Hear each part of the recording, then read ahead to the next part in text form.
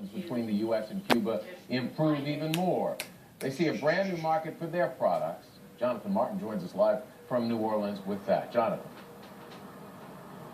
And good evening, John. And New Orleans here in Louisiana has been a big part of this trade conversation because before this embargo was in place some 50 years ago, the Port of New Orleans, which is where we are tonight, was one of Cuba's largest trading partners. So you have to understand that a lot of businesses, specifically those here in this area, are watching closely to see what happens with these U.S.-Cuba relations.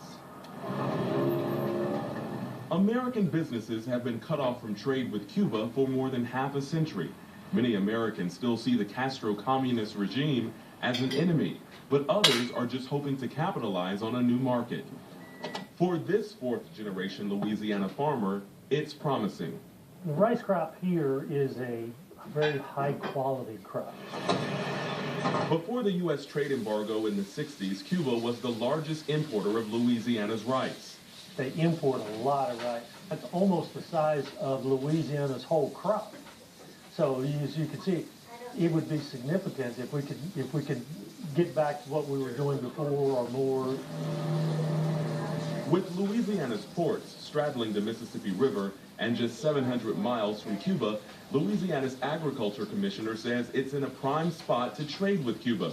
Along with rice, he expects poultry, beef, and petrochemicals to be exported. What it means is we expect within the first year 15 to 20% increase in sales of Louisiana products going into Cuba.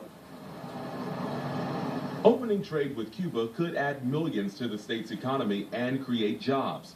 But critics say the excitement is premature. For goodness sakes, the embargo cannot be lifted absent congressional approval. When they're going to get that. George Fowler fled Cuba in 1960 when he was 9 years old. He's now an attorney for the Cuban-American Foundation.